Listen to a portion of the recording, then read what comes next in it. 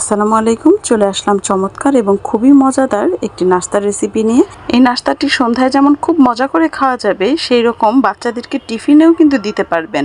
আর সবচেয়ে মজার ব্যাপার হচ্ছে এই নাস্তাটা বানাতে একেবারেই কম সময় লাগে। কম সময়ে ঝটপট মজাদার এবং আকর্ষণীয় একটি নাস্তা হলো এটি।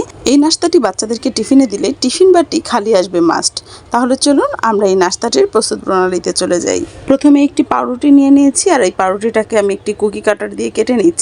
চাইলে আপনারা নিজেদের পছন্দ অনুযায়ী যে কোনো শেপ দিয়ে নিতে পারেন, যে কোনো শেপেই করা যাবে, তবে রেসিপিটা সেম থাকবে। আমি ঠিক একইভাবে আমার প্রয়োজন অনুযায়ী 7-8টি পিস এরকম বের করে নিয়েছি। এবার এক একটি পিসকে রেখে এর উপরে আমি কনডেন্স মিল্ক দিয়ে নিব 2 চা চামচ করে।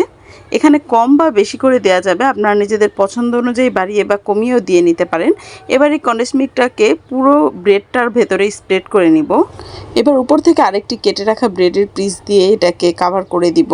ঠিক একইভাবে আমার যেই কয় পিস প্রয়োজন আমি সেই কয় পিস তৈরি করে নিব।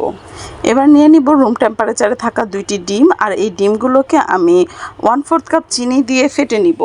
আমি চিনিটা দেওয়ার ভিডিওটা স্কিপ হয়ে গিয়েছে, আমি কোনোভাবে ভিডিওটা খুঁজে পাচ্ছি না, এর জন্য সরি। আমি 1/4 কাপ চিনি দিয়ে এই ডিমটাকে ভালোভাবে ফেটে নিয়েছি। প্যানে আমি পরিমাণ মতো তেল গরম করে নিয়েছি।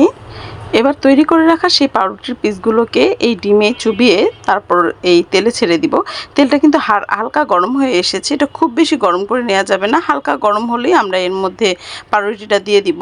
খুব বেশি গরম করে নিলে কিন্তু খুব তাড়াতাড়ি পাউরুটিটা পুড়ে যাবে। হালকা গরমেই এই পাউরুটিটা ভেজে নিতে হবে। আর চুলার আঁচ অবশ্যই মিডিয়াম লোতে রাখতে হবে, মিডিয়াম হাইতে করা যাবে না। এবার উল্টে পাল্টে নিজেদের পছন্দ অনুযায়ী কালার চলে আসলেই আমরা নামিয়ে নিব। এই নাস্তাটা কিন্তু আসলে অনেক বেশি মজাদার। একবার যদি তৈরি না করে দেখেন তাহলে কোনোভাবেই বুঝতে পারবেন না। এই নাস্তাটা কিন্তু এমনিতেই খেতে অনেক মজা, তারপরও আমি চকলেট দিয়ে হালকা একটু ডেকোরেশন করে নিয়েছি। চাইলে আপনারা এই চকলেট ইউজ করতেও পারেন, আবার নাও ইউজ করতে পারেন, কোনো সমস্যা নেই। তবে সব মিলিয়ে নাস্তাটি অনেক বেশি মজাদার ছিল।